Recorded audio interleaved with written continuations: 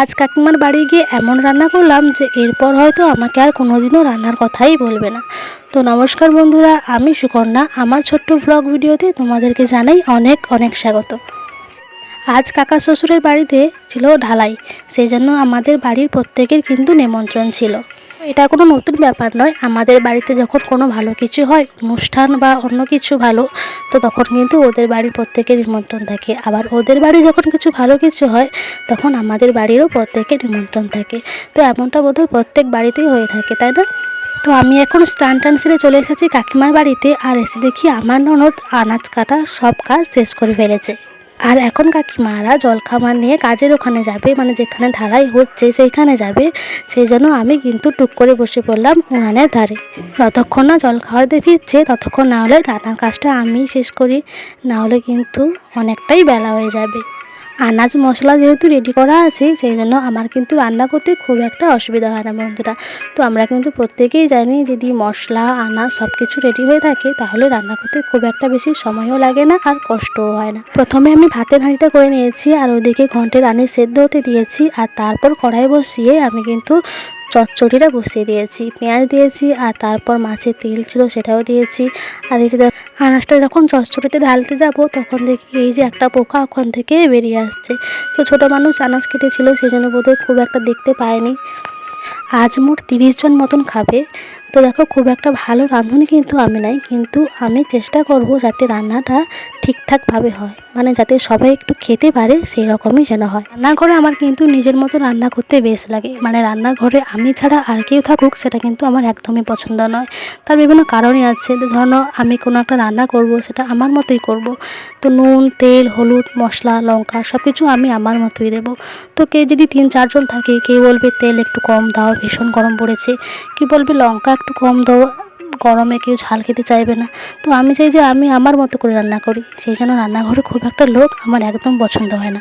আবার কেউ কেউ হয়তো ভাবে যে না, রান্নাঘরে 5-6 জন থাকলে জমিয়ে আড্ডাও দেওয়া যাবে আর রান্নাও করা যাবে, এরকম হয়তো কেউ ভাবতেই পারে, কিন্তু সেটা যে যার ব্যক্তিগত আন্দাজ। আর এই উনানটা দেখো, এটা হচ্ছে ধূমহীন চুলা, মানে রান্না করলে এটা দিয়ে কিন্তু কোনো দিক দিয়ে কিন্তু ধোঁয়া পাস করবে না সেরকম উনুন। কিন্তু এখানে যেহেতু বেশি লোকে রান্না হচ্ছে, সেই জন্য ধোঁয়া না বের হয়, কিন্তু ভীষণ অসুবিধা হচ্ছিলো আমার রান্না করতে। আর আমি কড়াইয়ের নিচে যোগান দিচ্ছিলাম যাতে আঁচটা বাইরে আসে আর রান্নাটাও খুব তাড়াতাড়ি হয়ে যায়, সেই জন্য।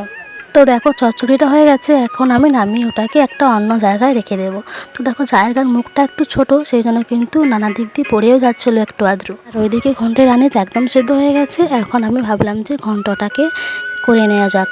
বাজার থেকে যে মাছগুলো আনা হয়েছিল, সেই মাছগুলো অনেকগুলো মাথা বেরিয়েছে, তো আমি ভাবলাম যে ওই মাথাগুলোই দিয়ে নাহলে ঘন্টটা করা যাক। আর ছিল কুচো কুচো চিংড়ি মাছ, সেগুলোও কিছুটা চচ্চড়িতে দিয়েছি আর কিছুটা তুলে রেখেছিলাম ঘন্টে দেওয়ার জন্য।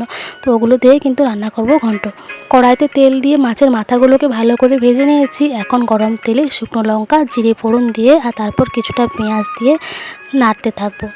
আর ওই চিংড়ি মাছগুলোও কিন্তু একসঙ্গে দিয়ে ভালো করে লাল লাল করে ভেজে নেব। তারপর ভালোভাবে ভাজা হয়ে গেলে হলুদ গুঁড়ো, লঙ্কা গুঁড়ো দিয়ে কিছুক্ষণ আবারও কষিয়ে নেব। আর ওদিকে কষানো হচ্ছে, আর এখানে দেখো এই যে ঘন্টের হাঁড়িতে ডাল ঘাটা কাঁটা দিয়ে আমি কিন্তু ভালোভাবে ঘেটে নেব, কারণ আনাজগুলো বড় বড় থাকলে ঘন্ট খেতে একদমই ভালো হয় না। তো দেখো, এইভাবে ঘেটে নিয়ে ঢেলে দিয়েছি কড়াইয়ের মধ্যে। আর তারপর এটা কিন্তু প্রায় মোটামুটি তৈরি। কিছুটা নুন আর চিনি দিয়ে আমি কিন্তু এটাকে নামিয়ে নেব। আর দেখো বন্ধুরা, আমার রান্না কিন্তু প্রায় শেষের দিকে। এই যে মশলা দেখছো, এগুলো কিন্তু ঝোলের মশলা কষানো হচ্ছে। আর এইদিকে দেখো, এই যে কড়াইতে মাছ ভেজে নিচ্ছি। তো উনানে দেখো 2টি মুখ, সেই জন্য একটাতে কিন্তু ঝোল কষানো হচ্ছে, আরেকদিকে কিন্তু মাছ কষানো হচ্ছে। আর উনানের এই 2টি মুখ থাকার জন্য কিন্তু রান্নাটাও খুব তাড়াতাড়ি হয়ে গেছে। আর এই যে বাকি রান্না দেখো প্রায় শেষ, মানে সব কিছুই শেষ, শুধু ঝোলটাই বাকি আছে। আর উনানটা একটু বেশি হাইট, সেই জন্য কী বলো তো, একবার বসছি একবার উঠছি, এইভাবে কিন্তু রান্নাটা করছি আমি। তো দেখো, মশলা কষিয়ে এর মধ্যে আলু দিয়ে কিন্তু জল দিয়ে ভালোভাবে ফুটিয়ে নিচ্ছি। আর কিছুক্ষণ পরে এই যে দেখো, মাছও দিয়ে ফুটিয়ে নিচ্ছি। তো তরকারির রং দেখে মনে হচ্ছে খুব একটা খারাপ হয়নি, তো জানি না কেমন হয়েছে। তো আমি তো চেষ্টা করেছি যাতে সব রান্নাই খুব ভালো হয়। তো এরপর যারা খাবে তারাই বলতে পারবে কেমন হয়েছে। তো চলো বন্ধুরা, আজকের ভিডিওটা এই অবধি। তো হ্যাঁ বন্ধুরা, আমি কিন্তু তোমাদেরকে বলতেই ভুলে গেছি আজকে কী কী রান্না হয়েছে। হয়েছে চচ্চড়ি, ঘন্ট, ঝোল আর চাটনি। তো আজকে ছিল এর উপরে এই রান্না। তো চলো, আজকের মতো এই অবধি। টাটা সবাইকে।